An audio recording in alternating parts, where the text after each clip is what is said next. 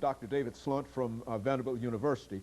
Dr. Schlunt, before we end the show for today, let's see if we can have you to sort of work us out of the situation that we find ourselves in. You see, to give us some directions in terms of how we might be able to better meet this real health issue. Not only is it an issue of obesity, but it's an issue of health. Yes. You see, and let's see if we can work that out. It's primarily an issue of health in my mind. Very good. Well, okay, there's two sides of it.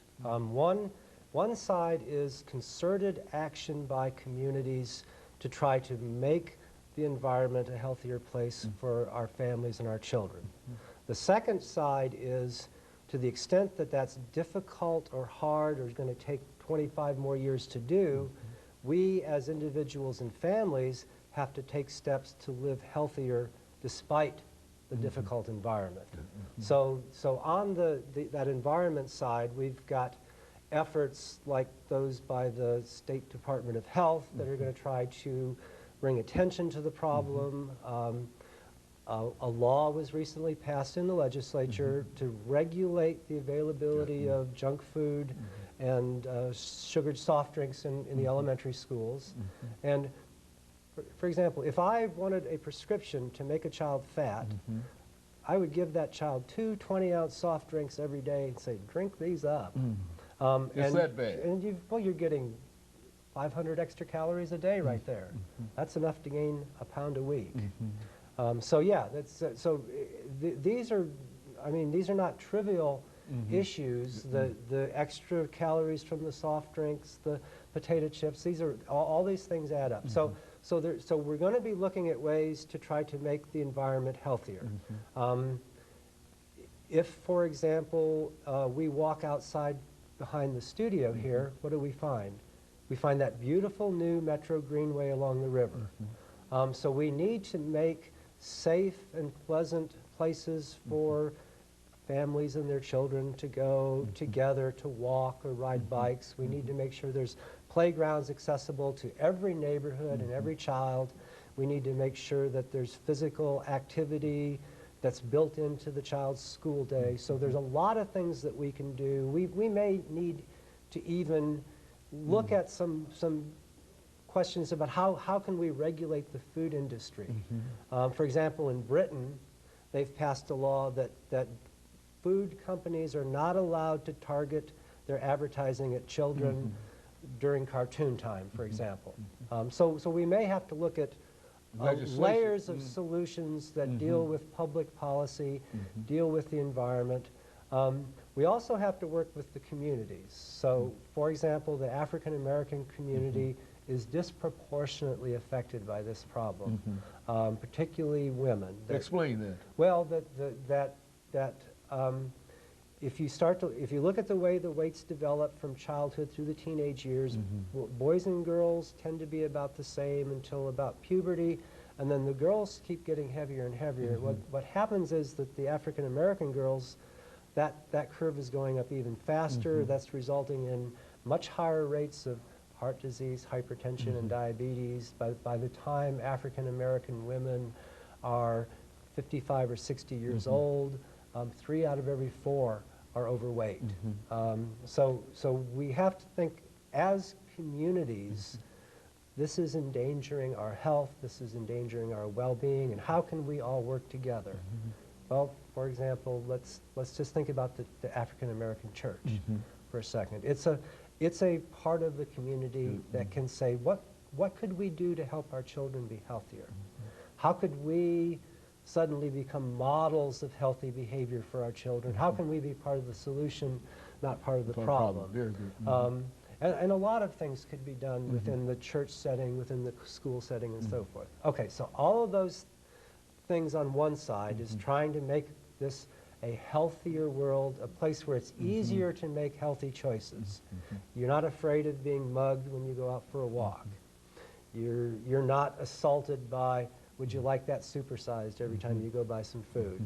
So it gets easier. So this is the environment. That's the environment side. Now, but in the meantime, if you take the path of least resistance, the consequences are pretty inevitable. So people have to begin watching their choices and begin sort of managing their own lifestyles, knowing full well that if I don't do something to make sure I stay healthy, I'm not going to stay healthy. In other words, Dr. Schlunt, it really boils down to an individual responsibility. And those individuals who might, for example, those individuals who continue to smoke, who recognize that for the last many years we've had a campaign against smoking and et cetera, but they'll still contend that they can't quit smoking and they continue to smoke. Well, what do you say psychologically about an individual who either talks, well, any kind of addiction, you know, whether it's eating addiction or smoking? Yeah, an addiction is a very difficult thing for anyone to deal with. And an addiction is motivated by the withdrawal. So if you're a smoker and you go for an hour or 2 hours without a cigarette, you'll suddenly be in withdrawal and you'll be very uncomfortable, and the drug takes you back to the comfortable level. Well, that happens to some degree with some people with food. So food, it can be an addiction? Well, food for some people can be a tremendous source of comfort, yeah. Yeah, and in fact, when you're working with your children, you have to help them learn that food is for nourishing your body, and there are other ways to find comfort from your parents, from your peers, through other means than to feed yourself to feel better. But again, I don't want it to seem like we're blaming the individual.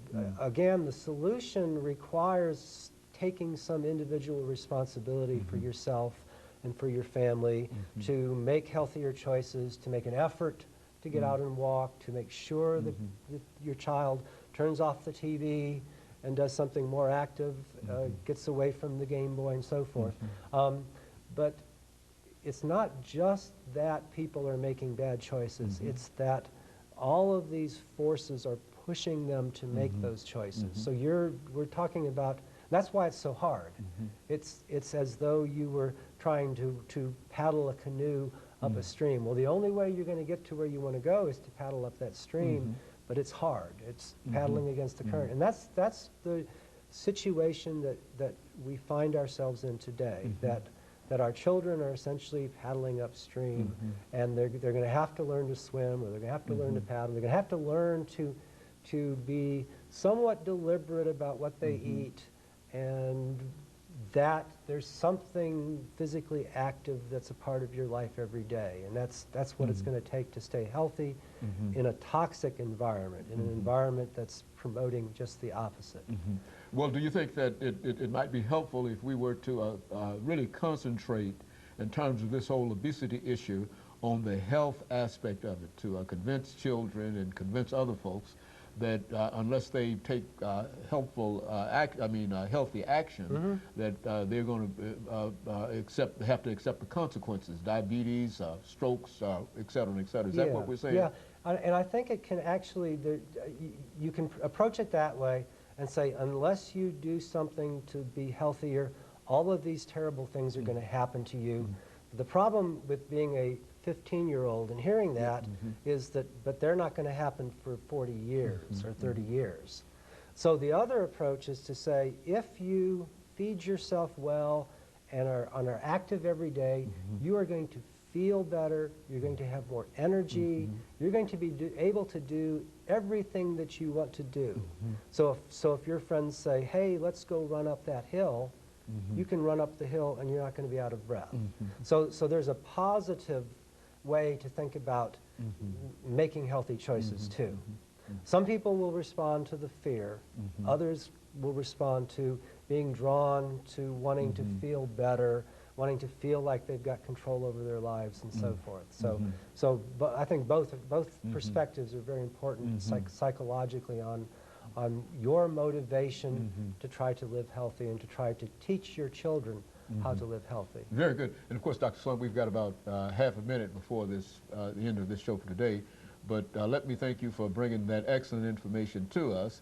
And I think that more than anything, it sort of amplified the tremendous problem that we as a nation have in front of us if we are going to break this whole cycle of unhealthy children, childhood obesity, and I think that the differences that you gave us in terms of what's in the environment and individual responsibilities, I think that gives us something to work for in terms of trying to deal with this issue. And of course, let me encourage our audience to tune in again next week for another informative edition of Comments. Thank you and